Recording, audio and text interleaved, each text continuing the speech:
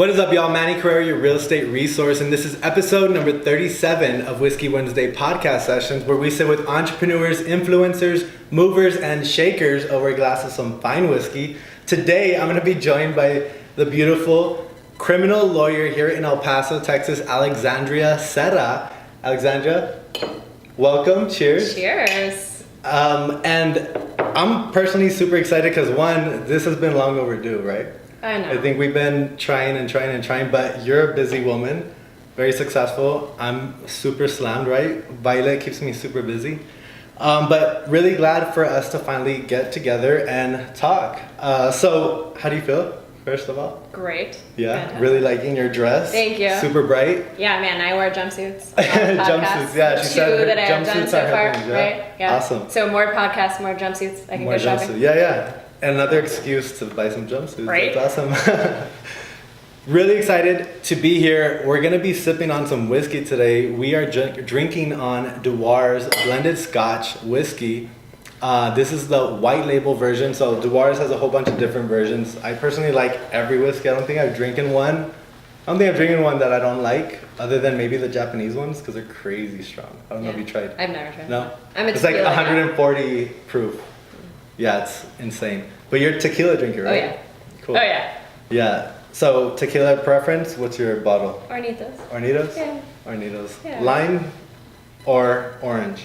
Oh, orange. Orange? Yeah. Orange, I'm yeah. an orange type of guy. Yeah, man, I didn't It's discover super that fresh, huh? until I was in El Paso. Really? Yeah. Nice. It's been my downfall a few times. Really? Yeah, man.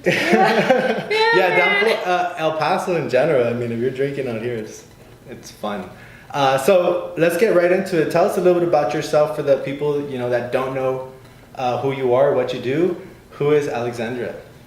I am a disaster. No. I'm in a disaster. I'm a disaster. Help. We're all a disaster. No, I'm an entrepreneur, and entrepreneurs are pretty extra, right? Yeah. So my day starts at 4 a.m. I work pretty much all day. I'm a criminal defense attorney here in El Paso, and I also do intellectual property. So patents, trademarks, copyrights, things like that. That's awesome. My biggest area in that is aerospace. So I have an aerospace client. So I do Sweet. things for some big corporations. Nice. And I run around like every other entrepreneur trying to make meetings and court and podcasts and things like that. Trying to make things happen, huh? Yeah, and my biggest thing here is helping the people of El Paso and helping female entrepreneurs, right? So every Thursday I do Lawyer Talk Thursdays, because I think part of being a lawyer is being a public servant.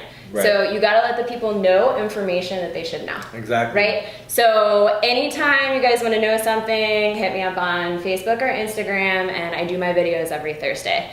The other thing is I love you, boss babes, and I try to get as involved in female entrepreneurship as possible. That's awesome.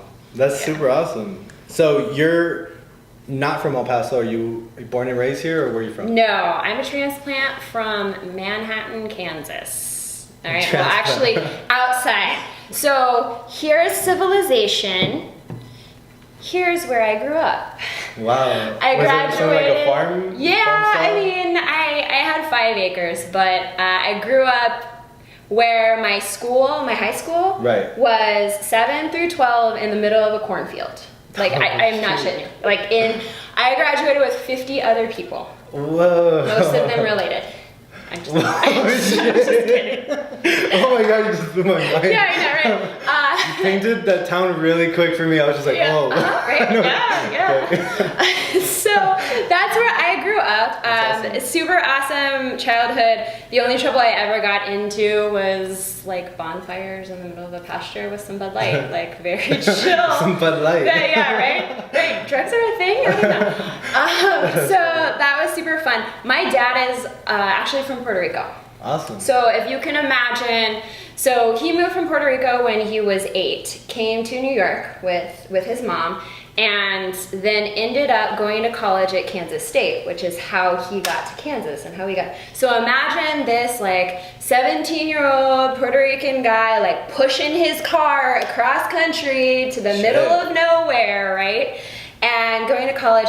teeny tiny guy, like 5'8" maybe, walked onto the football team, thought he could play football, right? Got his ass kicked real bad. Yeah, but he learned.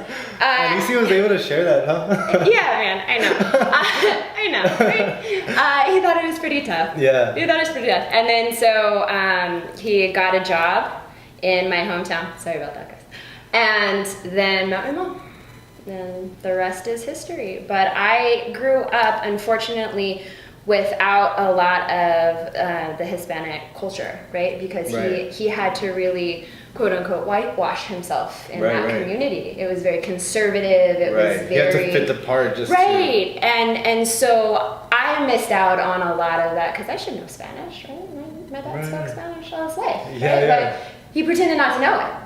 Right? He pretended not to know it to fit in. It was always English. Yeah, it was always English, and that's what we spoke in the home. That's what I spoke at school. And now I'm like kicking him, like, are you serious? I built this awesome life in El Paso. Like, you're gonna taught me some Spanish? You're like, wait, I don't know. Yeah, no. I'm missing one thing. So has Spanish in the last? You said you've been here for 5 years, right? Nope. No, your Spanish has stayed. No, I mean, same. I understand a lot more than I speak, and That's regrettably, I have not picked up the language as I should. At least you could understand because you don't want somebody talking smack behind you and not even know, right? Yeah. Yeah. So, growing up in this small town, at what point or what age did you decide to kind of leave that behind? You mean to become a giant hippie? Yeah. College. I had some really cool college friends, and they sort of exposed me to life on the outside. Yeah. I mean, Kansas is a wonderful place, and it's a lot more liberal now, but I decided to go law school take 1 in Washington, D.C. Okay. So I had cool college friends, kind of got me exposed to the outside. And then my last year of college, I went to Botswana on a humanitarian aid trip. That's awesome. And so that exposed me to a lot of things. And I was there for 3 months, and I taught 1st and 5th grade in the same classroom. Really? So the way it works in Botswana is education is free.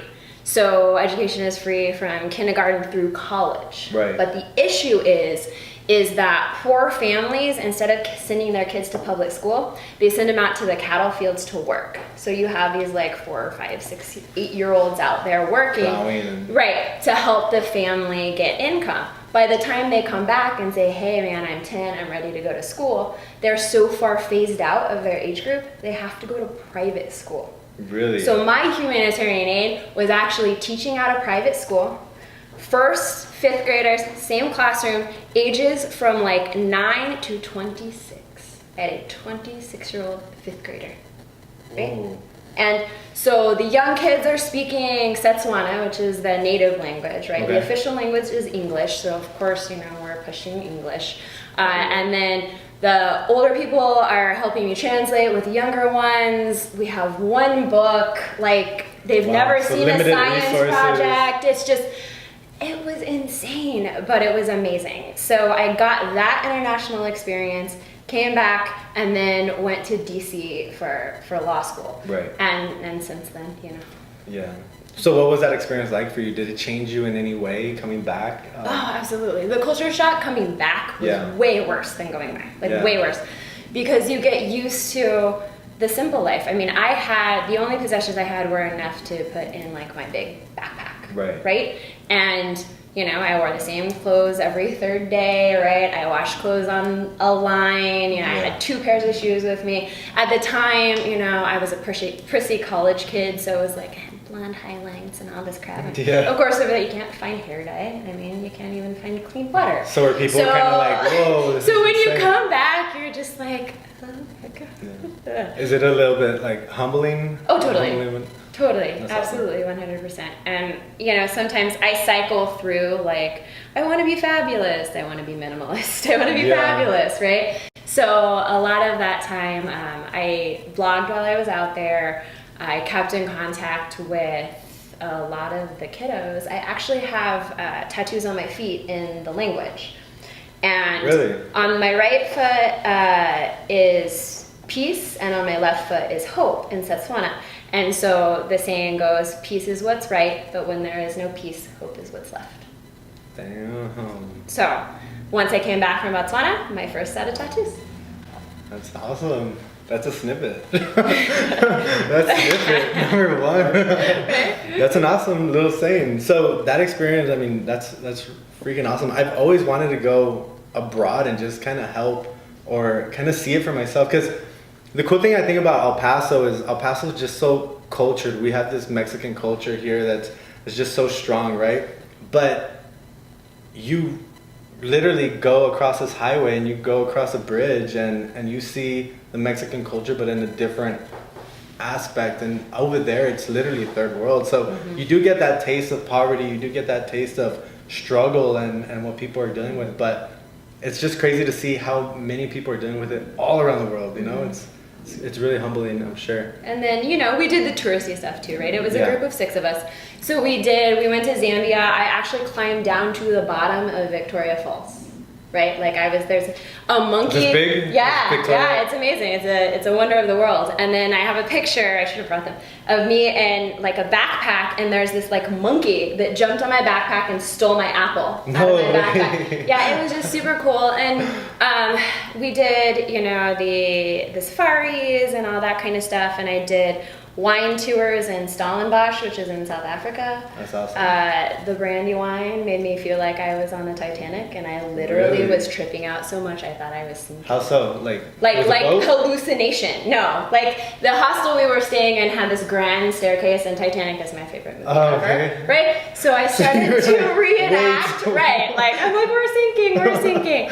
So yeah, I mean, it was super fun. That's insane. Yeah, no, it was really, really insane. And then since then, I go internationally every year, sometimes twice a year, for different types of things, not necessarily humanitarian aid, but I just need to get out. Yeah. Right? It's good to taste something different, you know, and I think in America in general, you could go anywhere and it's the same type of feel, but you go anywhere across. I'll bring you to the Canada. Country, see how you feel about that. Yeah, I would love to, honestly. We're gonna shoot some clay pigeons and some clay pigeons? I'm down. Right? Yeah. I would love to experience that. Like, I'm the type that, obviously I'm consumed in the world that we're living in right now, in the social media world. I have the iPad, I have everything that I need to run a business, but I would so love to disconnect like once a month, go to a little farm somewhere where there's no reception and just because hang out with some cows. Vegan folk, right? Yeah, love to be on too. farms. Yeah, that's so awesome. Yeah. We're gonna talk about that too. So you have a really interesting background so far, but you know, so you went into college, you obviously out there in DC, meeting a lot of people, learning a lot, obviously. How was that experience out there in college? I hated DC. Really? I went for law school, and I sort of underestimated like how long the commute was. I lived in Virginia and commuted into DC, and I just wasn't prepared for law school, right? Because I did the whole like go through all your schooling and straight into college and not have any really life experiences. Right. And it's and then you just leave, because I went to college about 20 minutes from where I grew up. Like I took my mom on my laundry on the weekends, right? And so to go from that to DC was crazy. It was just insane. So I lasted about 1.5 years in law school, and then was like, yeah, this is not for me. Yeah. Like, so you dropped out. Not okay. Yeah, I was like, no, we're not doing that, right? Yeah. And then, so I've always had the entrepreneur mindset. I started my own business out there, and it was like moderately successful, right? I could survive on it. I remember though, I was a personal trainer and wellness coach. My undergrad's kinesiology and biomechanics, so I kind of have that background. And so I remember I would take because rent's so expensive out there, I would take my little Target, you know, like the reusable Target bag, and it's like, I would go to the grocery store, and that's all I could buy for the whole week. Whatever fit in that bag. And it's like $50, and like, DC, that goes nowhere, right? If I, crackers, bunch of crackers. Right, a bunch of crackers, like some dried beans, and I don't know, like, I don't even know. But that was a really humbling experience, because in a way, every entrepreneur's life is like that at some point. Yeah. Whether it's like I can't really afford groceries, or I have to downsize my living space, or I have to sell my car, or Right. whatever it is, right? We all go through that. So For sure. whatever your little baggie is, Yeah. right? To be an entrepreneur, you have to go through that phase. Yeah. Yeah. So I think you have to luckily- be willing to lose everything, but also keep that mind to where you're gonna be. Because I think that's the only thing that pushed me. I've experienced that. Like, I remember being in Florida even, and just like, holy shit, I have to sell this car, but in 2 weeks I'll just buy another one, and you know, then I'll be okay, and this is gonna move over here, and this is gonna happen. Right.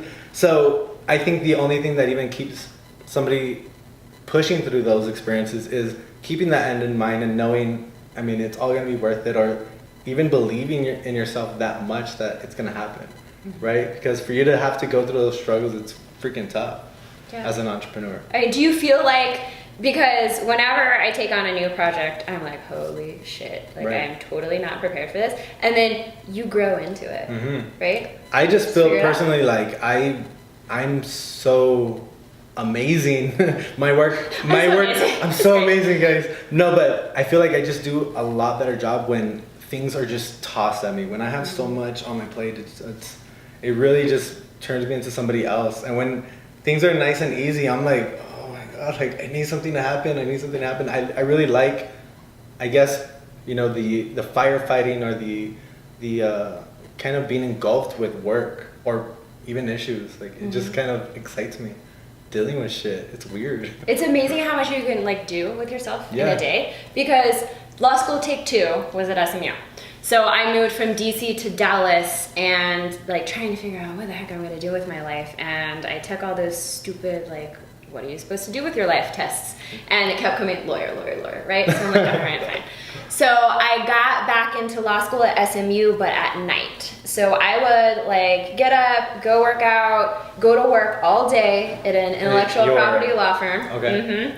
And then I would go to school from like 5:30, 6 o'clock, all the way till 9:30, right? And then I would drive the hour home and then do it all again, day in and day out. Were you still doing the training at the time? No, so when I got back to Dallas, I was like, okay, I need some experience in the Yeah. field. And so I got a job as a legal assistant at this law firm, and then technical writer, a patent agent, patent attorney once I graduated. So it was just one of those things, but you'd be amazed. I mean, you probably find that if you have nothing to do in the day, you'll do nothing. But if you have 100 things, you'll finish them all. Yeah, there's deadlines you get to put.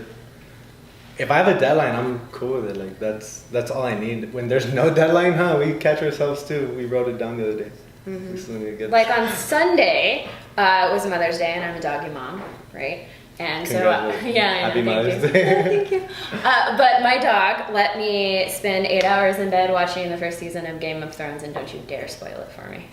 I've only got like 60 hours left to watch, so. No one believes me, but I can't get into that show. Not even the first season? I watched the first episode 2 times in the last year. And You I gotta can't do get like, into it. you gotta, yeah. Can't push through it. Honestly, like the first one, I'm just like, I'm not into it. Oh I don't know why.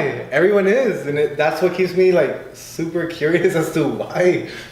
I was Not very into it. anti. I was very Really? anti, and then I'm like, what the heck am I gonna do today? Let's watch Game of Thrones. Yeah. And by episode 3, I was like, okay, this is a thing. Yeah. Right? Okay. This And I was like this is the poo-pooing new on it. thing. I was like, oh, you guys are so stupid. Poo-poo and Anna? Why do you, yeah. No, I'm in love. Mm-hmm. Yeah, it's it. Yeah, it's don't ruin it for me. Are you a Netflix binger? Do you catch yourself binging on the good shows? So as an entrepreneur, right, we are naturally bingers. Yeah, Right? So like we binge on projects, food, yeah. Or lack of food. whiskey, tequila in my case, and definitely if I get time to watch TV. Yeah. What's It's a your little show? breakaway. I just been into some recent ones, and I'm literally knocking them out in days. So it's man. like I'm feeling like I have a problem because I still have my job, you know. But this is happening from like 11 to like 4 a.m. and then I'm getting up at 8, and I'm like, whoa. The I'm first cool with stage 4. is I'm cool with 4 hours. acceptance, right? Yeah. So the OA, I mean, AO. What is the O? No, AO. AO. OA? What does it stand for? You haven't watched it recently, but I just knocked it out like a month ago. no. But that and Have you watched Billions? No, I haven't. That's so good. You know which one I love to rewatch? Like, Huh. I just can't get enough. I've probably seen the entire show like at least 10 times. The Office. Okay, yeah. I love the fucking Office. Yeah. Like, Dude, watch Billions. It's intense. Billions? Yeah, it's super Really? good. Yeah, super good. How Write many- it down. How watch many it. how many seasons am I gonna have to Well, knock are out? we on 3 or 4? I don't know. It's just, Billions. it's so good. Oh man. Yeah, Netflix is amazing, but it's also super distracting. I actually had to get rid of my TV Really? in Florida, and I had told you this. I had no TV in the house because I was like, it's so distracting. I don't even want to get distracted for 1 hour because I was building some network marketing business, and I was so dedicated to it.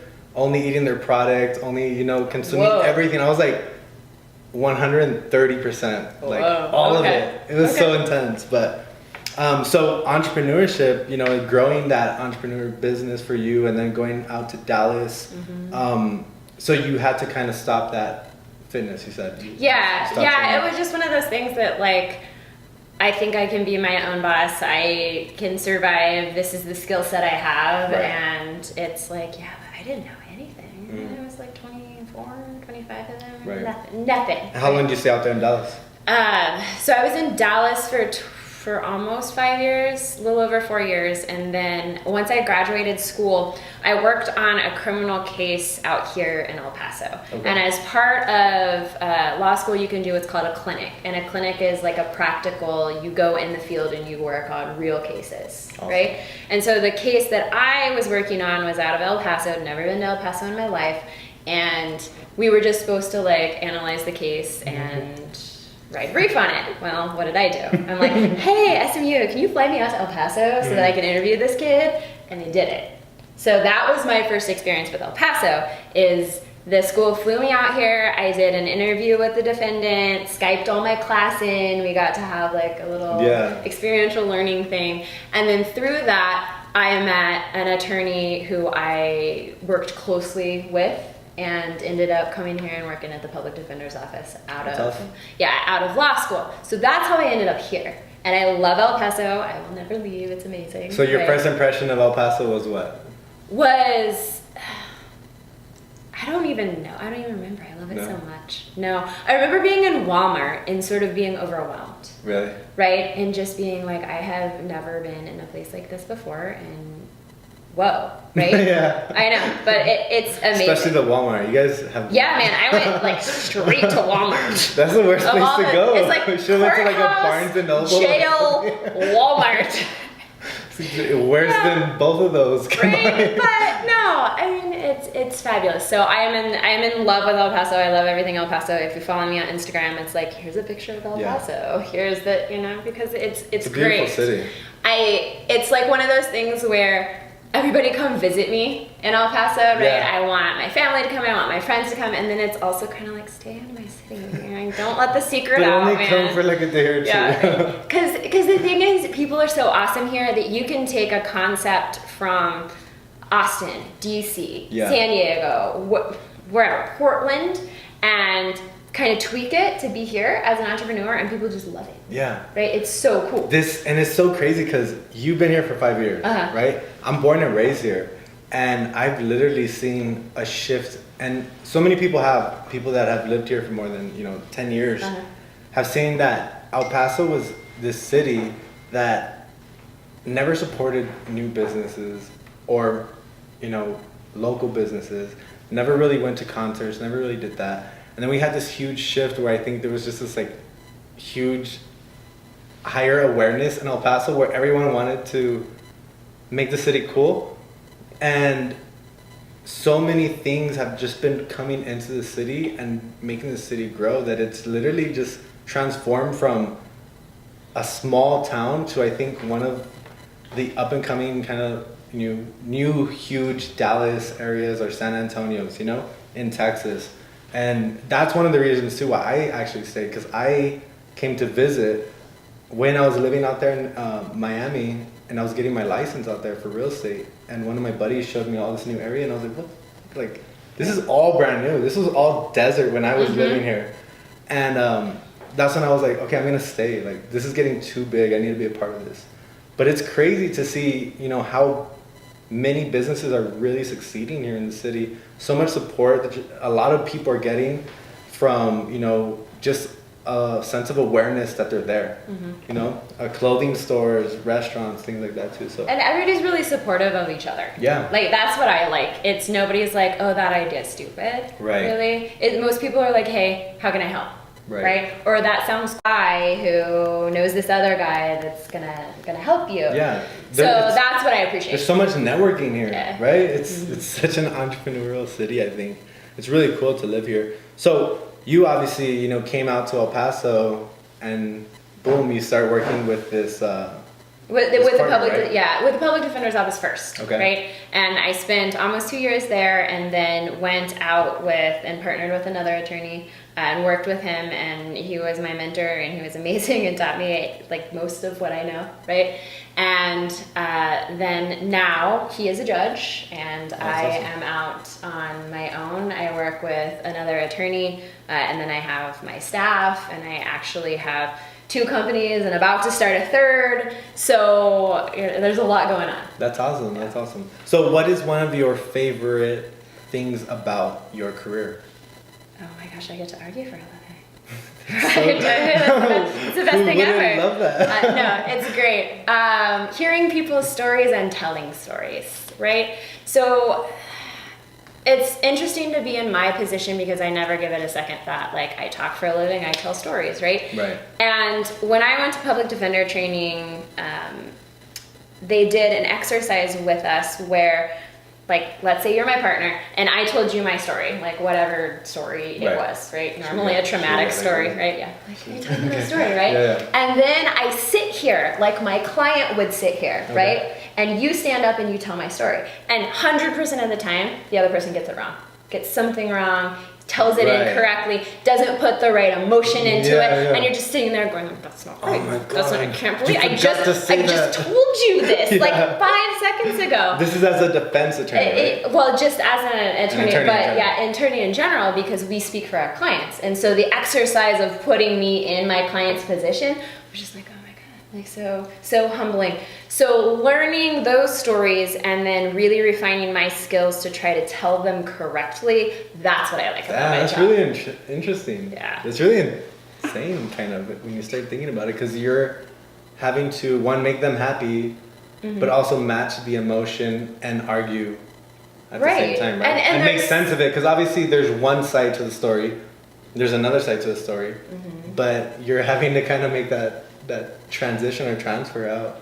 And like when you're showing a house, right, you got to know your audience. Right. So I'm going to be different in front of a jury of people versus like a judge. You're going to be different. Exactly. First-time home buyers versus like super rich couple versus, mom and pop, that kind of thing. Right. Yeah. It's so really interesting. It's fun. Yeah. It's fun. So what would you say is, what was the main reason for you going into that specific area of criminal? Why criminal? Because of my experience working on that case. Yeah. Right? And just it fit. It felt right. I do a lot of things based on feeling. Like I'm sort of like a... Intuitive. Right, and just like step out just believing that the staircase is there. Yeah. Right? Instead of being like, okay, well, is it gonna be safe going down? No, I'm just like, eh. And sometimes I fall flat on my face, right? But it felt right. So that's how I ended up in criminal. So 5 years into it, you're here in El Paso still, right? I love it. Do you feel like that decision was right? 100%. Yeah, that's awesome. 100%. That's really good. As long as you feel that, even going into it years after, that's a good feeling. I'm very intuitive as well, and I feel like every decision that I've made for the last, let's say, 4 or 5 years, has been intuitive as hell, and I haven't had any like regrets, big regrets, So I think going with your gut is super huge too. If you, I guess, have that trust, exactly what you're saying too, because there's a lot of ways to second guess that feeling with your brain, obviously, overthinking things and things. And I mean, you fuck it up all the time, right? Like that's part of the process. And the nice thing about it is like when people are like, oh, should I do this? It's like, just do it and course correct, right? Because once you're on a path, you don't want to stay on the path. You can go over here, you can go over here, right? And that's part of the process. But I mean, it's gotten me into trouble plenty of times. Yeah, I bet. Right? You just figure it out. But I don't know about you. Before we started, you talked about like the law of attraction and like meeting the right people Definitely. at the right time. Exactly. And I think having the mentality of like, let's just try this is the way to meet the right people at the right time. Yeah, for sure. Like, especially because I think a lot of people don't make that decision because of that fear that sets into being wrong, you know? But yeah, fuck it. Yeah. If you're wrong, you just fix it later. Yeah, within reason, right? Yeah. And if you're really wrong, I get a lot of people out of trouble, so don't worry about it. Yeah, there you go. So what are some of the most common types of cases that you see, you know, being here in El Paso? AFVs and DWIs. What's the first one? AFV is assault family violence. Oh, okay. And the silly thing about assault family violence... Y'all need to calm down. I know, right? Don't let her call the cops. No, I'm just kidding. Don't let her call. No. So assault family violence includes like roommates. So if you have a roommate and you get in a fight with like another guy roommate, that's an assault family violence. Or a former girlfriend or lover, or your mom, or your, you know, whatever it is. So it's a really broad category. So that happens a lot. And then sometimes what I see, I mean, there's plenty of cases that are super legit and someone beats somebody up and right. But then there's also this subset of cases of like, no, he didn't. I'm going to punish him by calling the cops. And then he friggin' goes to jail. Yeah. Right. And she feels bad. Right. And then it's like a mess. Right. Yeah. So there's that. That's one. And those are, and the district attorney's office takes this very seriously, as they should. Right. Right. But unless it's legit, don't call the cops. The other thing meditate, is, man. Right? Man, walk away. Right? He cannot pay child support if he is in fact in jail. Right? Okay. Okay. I didn't know that.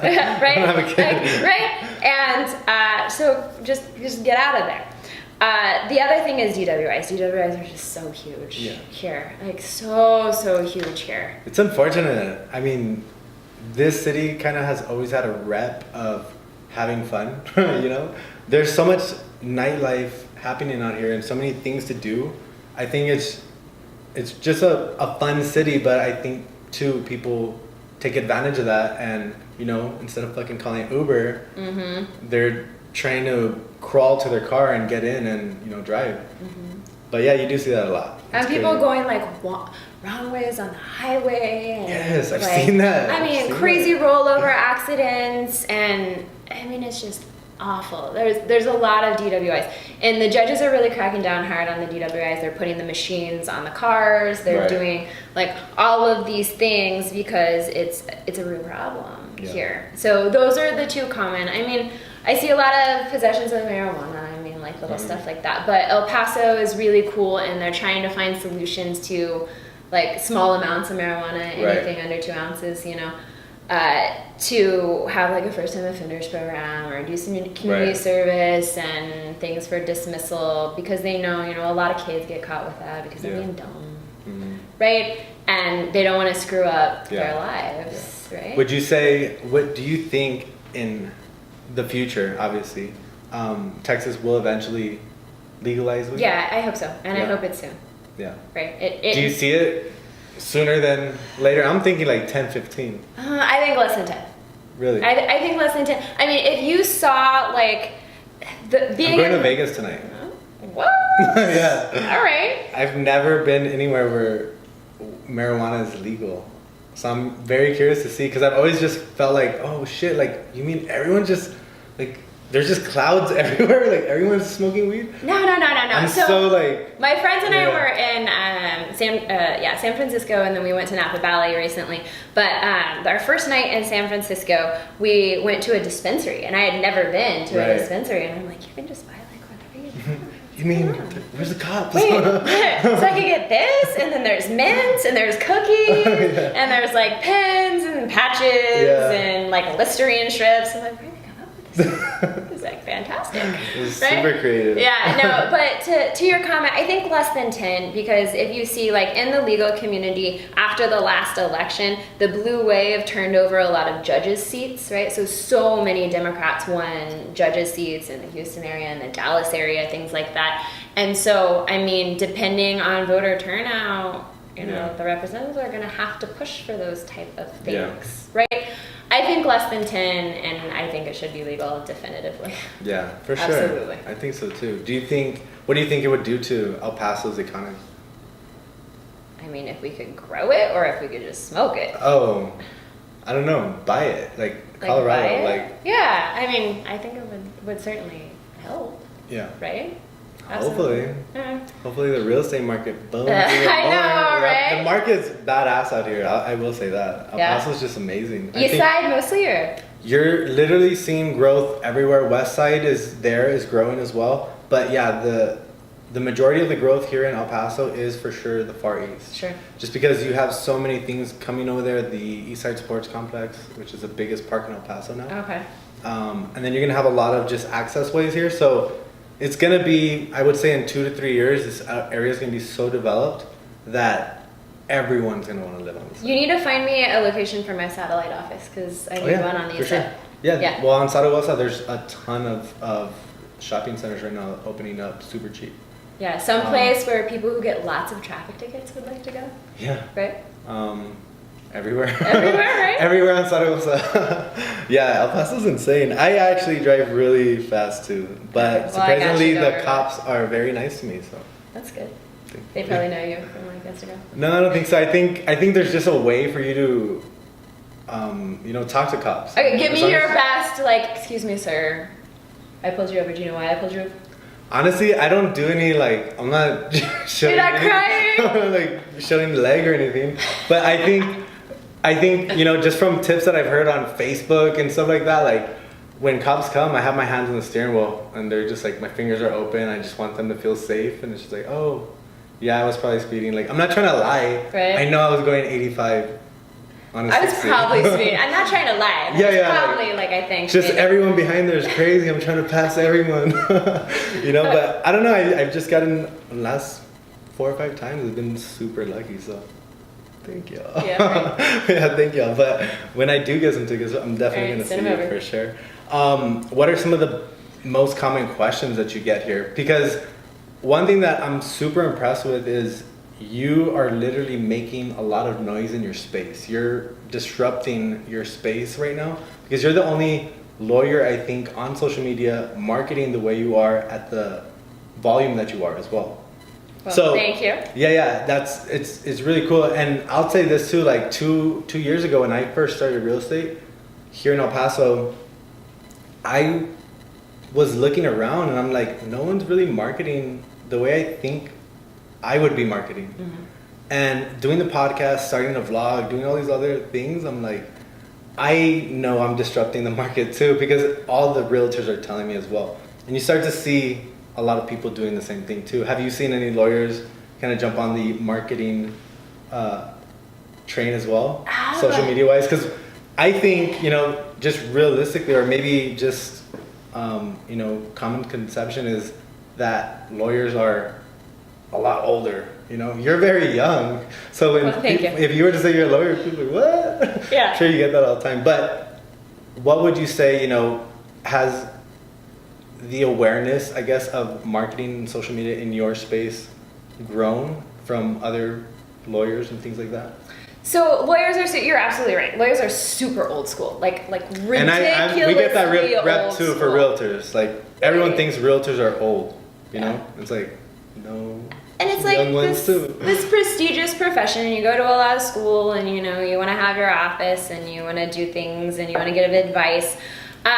Lawyers are really scared of doing 2 things. The first is giving free legal advice because they're afraid that they're going to get blamed if it goes wrong, or it's going to be incorrect, or it's establishing an attorney-client relationship. It's just it's not what lawyers do, right? So that's one thing, and the other thing is being from that a lot of lawyers are from an older generation. They're just not as savvy with the social media or don't understand the value of social media. I will say that my practice has blown up since I've been on Instagram, and the traffic ticket business that I have, Traffic Tickets 915, would not exist without social media. Right, yeah. would not exist, because what I'm trying to do is revolutionize that industry. What my partner and I are trying to do is make it so you get a ticket and you snap a picture with my app and you pay and you never have to think about it again.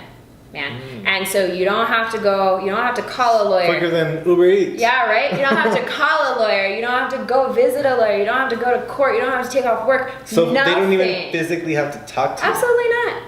Absolutely But not. you would like them to talk to you. I mean, they can. Just kidding. They can, right?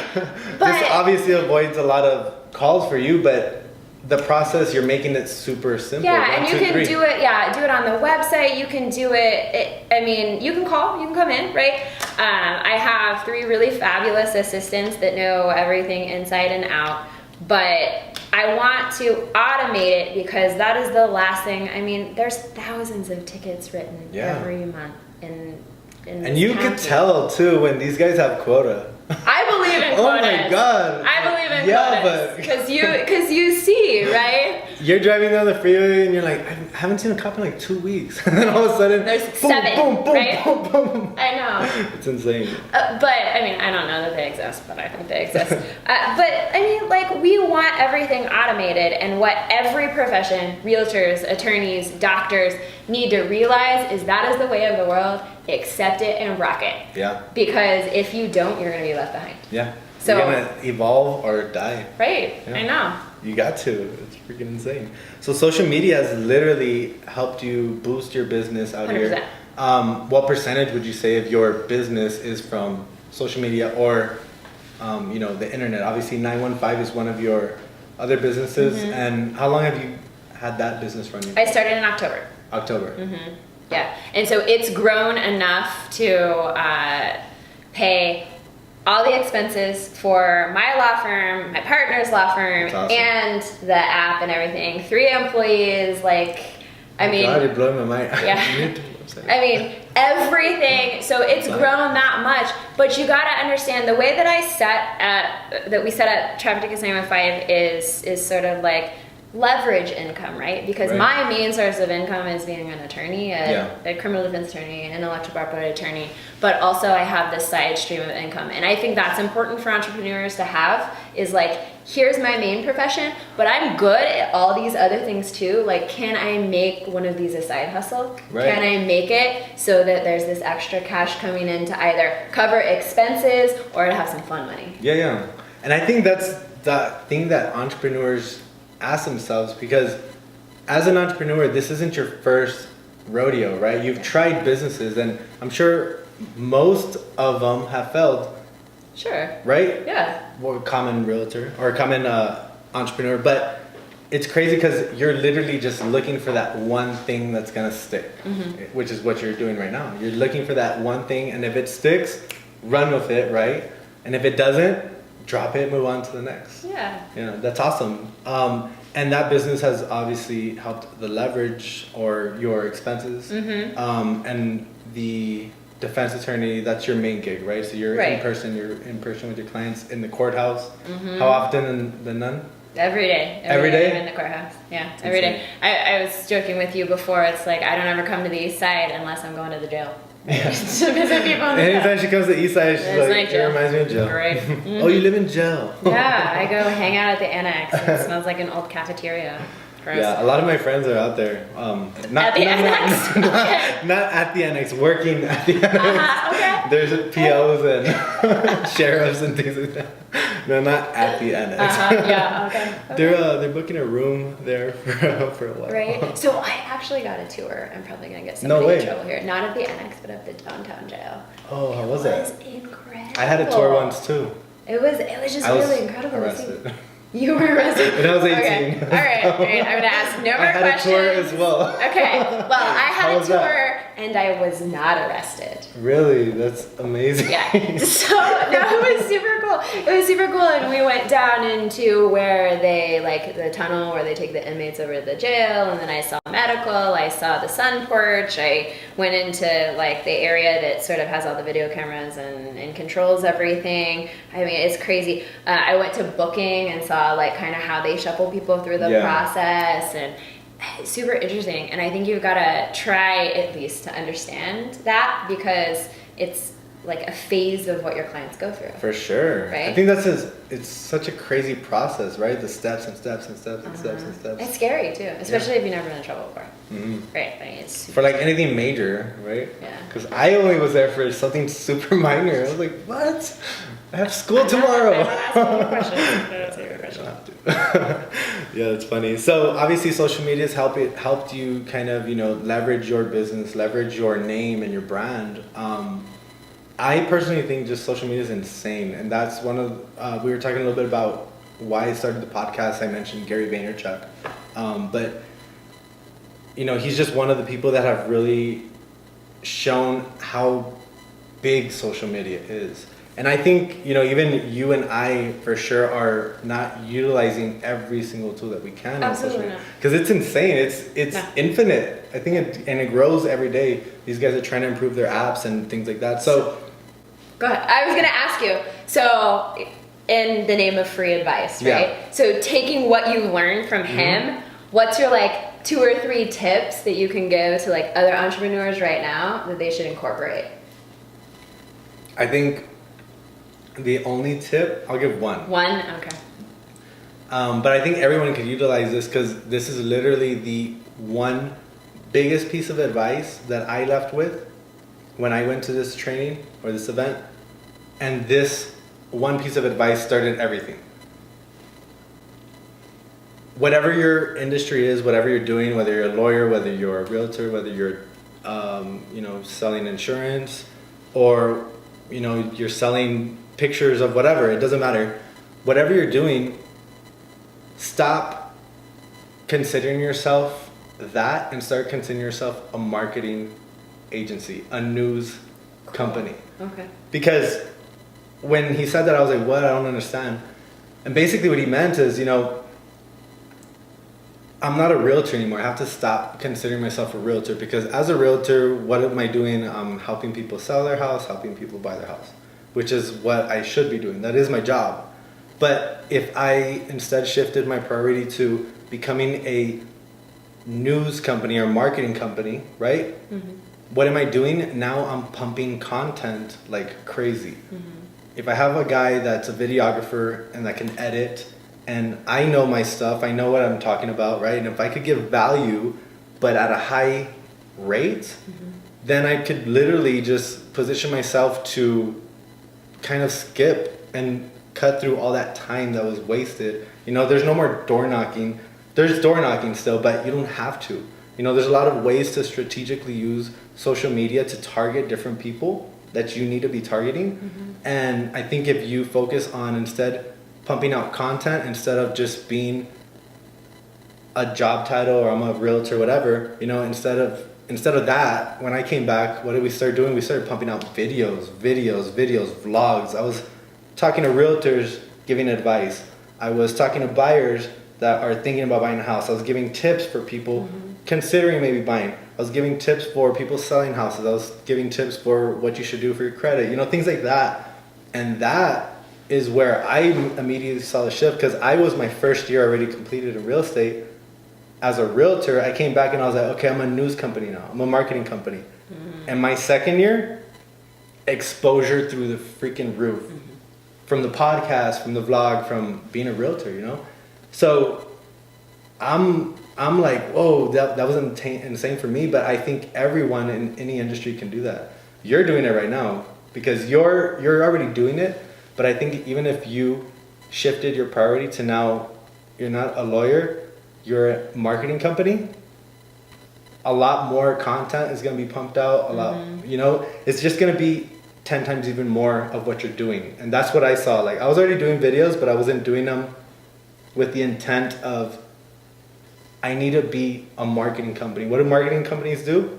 Provide freaking content all freaking day. No, I think you're right. And something that you mentioned really resonated with me is the old school way of anything, including entrepreneurship, is we have this step and then we go to the next step and then we go to the next step. And it's you got to learn to skip some steps here, right? And that's one of the things that I saw is I don't have to. I mean, I've been a lawyer for 5 years, right? And I've learned a lot and I have a million other things to learn, but I'm skipping steps here, right? And I'm accelerating my ability to be a businesswoman and my ability to get clients and be relevant and help people. And maybe it's a millennial thing, but it's like, I don't think I have to go, you know. Yeah, because, I mean, for you to follow that, it's just a structure that somebody made. Right. You know, somebody made that structure. When I started real estate, I paid somebody 50% of what I made for my first X amount of dollars made in real estate so that they could show me what I need to do to be a good realtor. So what I did is I paid money when I didn't even have money to start, because I started and it's like, real estate's tough, you know? But I started and I started spending money and cutting my money short so I could just learn. I cut that learning curve in half, and what I was doing was what people were doing 2 years, 3 years into it. So it shocked so many people, but it didn't shock me because I was like, well, it was part of the plan that was supposed to happen. So I think it is crazy when you do things like that as an entrepreneur, you know, make little sacrifices or kind of restructure things. So it's pretty crazy, but utilizing social media like you have done, what are some of, you know, the biggest struggles that you see right now with your current With business? my current business or current social media? You're utilizing social media right now. It's helping your business, but what are some of the biggest struggles that you're still facing right now with your business? With my business, I mean, everything, life.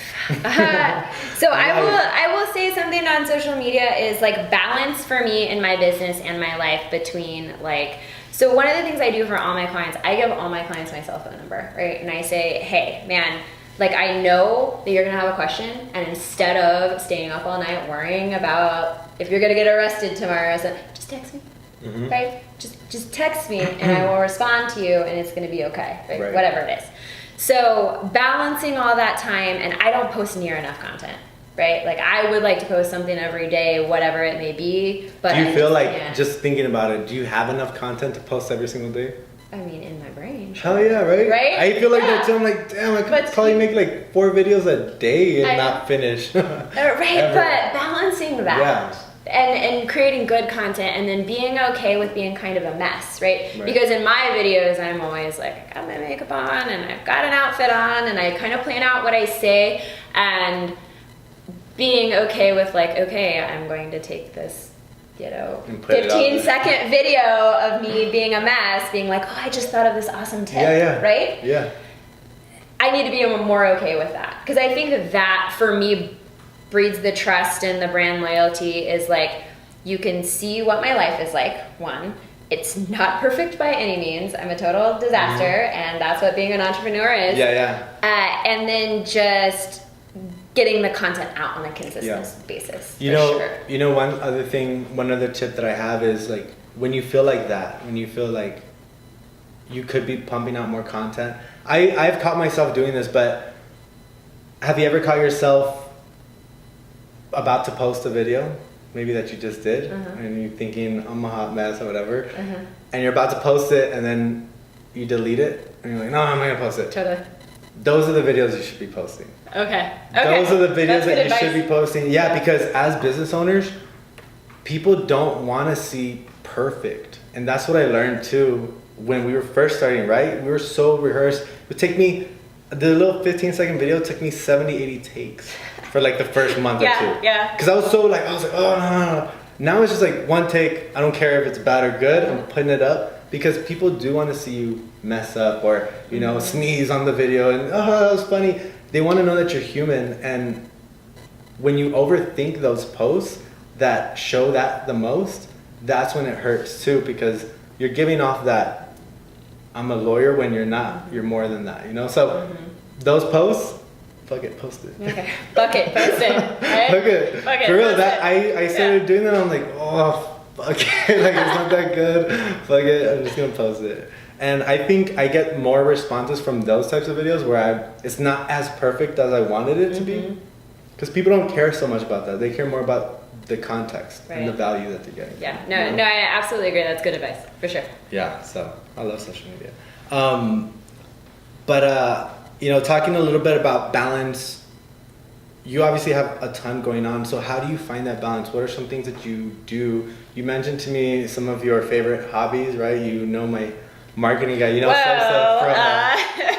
from So I do a lot of yoga. Yeah. I do hot walks. Yoga is amazing. That place is dope. So I do a lot of yoga. I meditate. I journal, not as frequently as I like, but yes. And I'm also, so I suffer from a lot of anxiety. Really? Like super anxious person, and going vegan helped with that. That's awesome. Honestly, it helped with a lot of things, but like that was one of. How long have you been vegan? Since 2016, so almost 3 years. So, I mean, I grew up in the country as like meat and potatoes and like canned green beans, right? Yeah. So now I'm vegan and it's incredible. You're a vegan as well? Yes. I've been for going on 5. Oh, that's awesome. 5 years. Yeah. What keeps you vegan?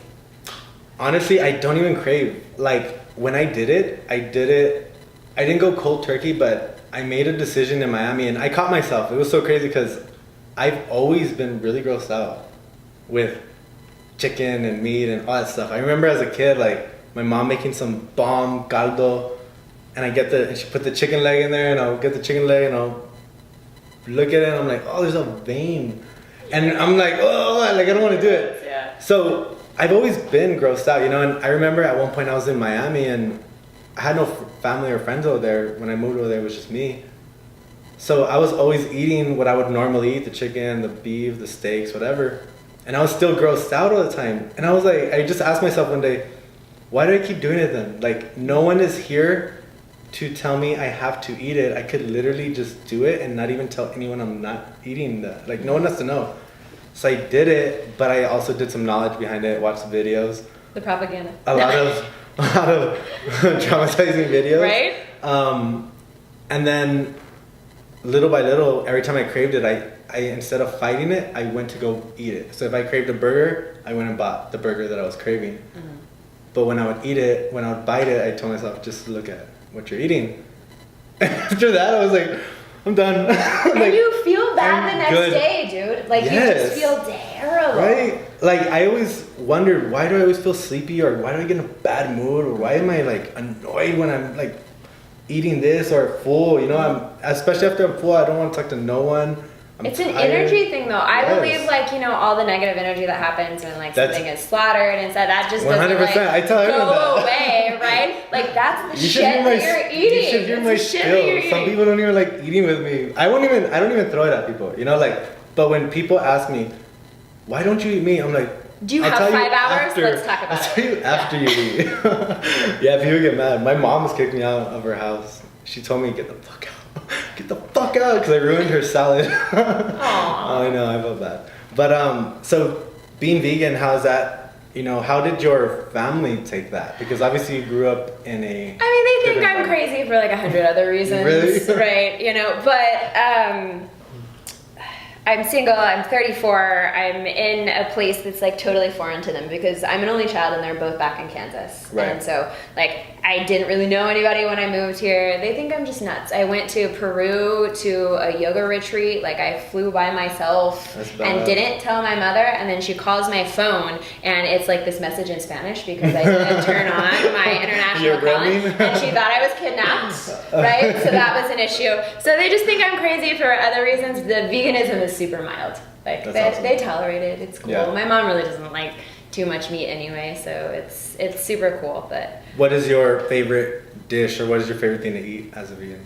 Oh man, I mean, lots of Indian food or Asian fusion food, Thai food, whatever. I mean, a lot of that can be made vegan, and I love it. Yeah. Right. I love it, and I love spicy. I like my favorite food's hot sauce or sriracha or chili oil. My favorite food. Hot sauce upon hot sauce upon sriracha. No, it is a food group, and it is my food group, right? On anything. Really? On anything. That's my friends are ridiculous, and they think that I'm ridiculous, but it's like, where's the hot sauce, dude? Right? If I'm ever like on one of those shows where it's like, do you know the person you're dating? What's their favorite food? Hot sauce. Hot sauce. Right? That's yes. insane. I'm literally everything. Yeah, for sure. So, yeah. That. That's cool. I personally like, I like pho. I like Thai food as well. Super spicy. But I really think that like you can make almost anything vegan. Yeah. Right? It's like I could go anywhere and I'm okay. I don't fuck up the dinner because I'm not the only one eating. Right. I always get a lot of sides, that's for sure. Like I'm a sides kind of guy. You like variety. Yeah, I do. Yeah. I do. With a little mashed potatoes and some broccoli and, mix it up. But it's fun. Sosa's not, he's a big time meat eater, right? Grams. Yeah, they don't care. But yoga, I'm pretty sure that definitely helps that balance, right? That you're talking about. I personally meditate. I haven't actually meditated in a couple of weeks, and that's why I've probably been a little fidgety, a little grumpy, bro, lately. Vita's called me out, honestly. But I used to meditate a lot. I was actually on a little 100 or 200 day streak. Wow. Like I was posting it every single day. It was really cool. What do you use to meditate? I use Headspace. Me too. Really? Yes. Headspace is badass. Huh? Yes. And when it. I want to like cheat and like, oh, I want to keep my record going, you do the good night one. Because have you used the good night one? I've done the good night. Yeah, like I mean, it's like 30 seconds in and I'm sleeping and it's like playing and it counts as a day of meditating. She counts her 10 minutes. Oh heck yeah, man. She's like, oh yeah. Cheat that system. 650 minutes. Fuck yeah.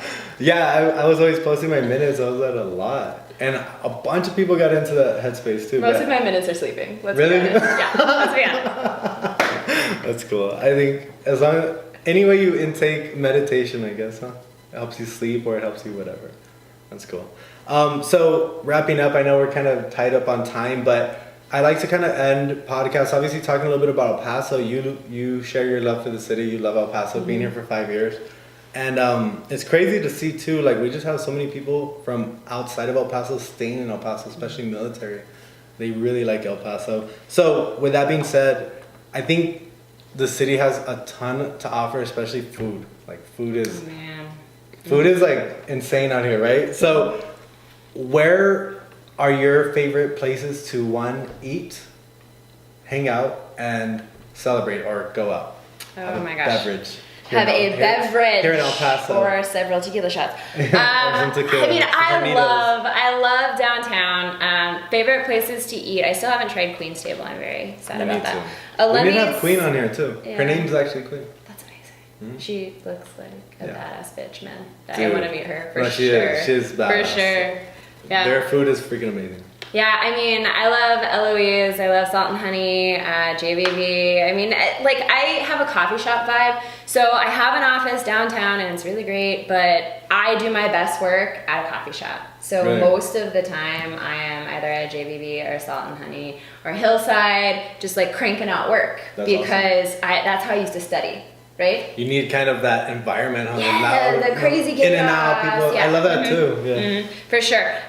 To have a beverage anywhere that serves good tequila, right? Anywhere that serves Cornito. Right. So I haven't sampled it yet because I'm like on a 30-day challenge of no drinking. Right. I had a little too much fun. You guys haven't noticed I know. on YouTube. She hasn't touched her. I know. 25 days in, right? Because I had to dry out after New Orleans, San Francisco, and Napa Valley. Napa Valley was insane. You drink a ton of wine out there? Right, and if you follow me on Instagram, there's an awesome video of me running into a field of flowers and I lose my shoes. And I'm like, because none of my friends will do this. So I'm like running into a field of flowers and then I'm about to run out. And then I start running and I face plant, right? No, into the barefoot. girl, yeah, barefoot. The girls had to come like carry me out, right? What? Yes, I mean, it's crazy. It's on So needless to say, I needed to dry out a little bit, right? So day 25 of that. But a cool bar that I went to the other day with friends sober was Lost and Found. Have you checked it out? Yes. They have the Topo Chico with the tequila. Yeah. They have that at Later. Okay, so I love Later too, Yeah. for sure. Have you tried 1922 bar? I haven't, no. No, not yet. I haven't either, but it looks cool. The vibe's cool. But like, that will be my first drink when I start drinking again is the Topo Chico and tequila. Yeah? Done. It's badass. Have you 100%. tried it? Dude, I actually have Topo Chico on every show, and I forgot the Topo Chico today.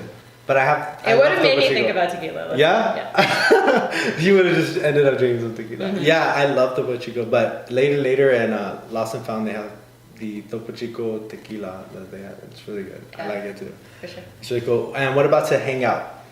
To hang out? Downtime. Not working. Ooh, when am I Not drinking. Just kidding. Not working. Maybe you're drinking. Not drinking. Asleep. You're right. In bed. Sleeping. Meditating. Meditating. Meditating. Getting her minutes in. All right. So I don't even know how to answer that that question, man. I'm just always working. That's my default. When I have nothing to do, it's like, it's just working. Work. I have that problem too. I'm no I have a day off, and I'm at the office. Like, let me figure out what I can do, and I end up working. I'm like, fuck. Yeah, I have a lot of wine nights with my girlfriends. Oh, really? And stuff like that. That's cool. So just kind of hang out with friends and things like that. Yeah, I'm a house party kind of gal. It's kind of how I grew up, right? I mean, we don't really have bonfires here, so the equivalent is house parties. You know what happened? There's houses now where all the bonfires used to be. There's a lot of desert, dude. Like, do yeah, some I know. bonfires. We still have some desert that we could have some bonfires on. But I'm telling you, like, these houses, especially over here, they're already cutting into red sands. So like, I feel like El Paso's not even gonna be a desert soon. That'll be fun, huh? So where can our viewers find you? What are some of your tags? And you also have a big project coming up, right? Or something new rolling out on the 24th? Oh, yes. Okay. Yes. So my friend Tiffany Menifee of Pronto Body Shop is like my soul sister. And we are starting a podcast called How to Date an Entrepreneur, The Life of Two Imposters.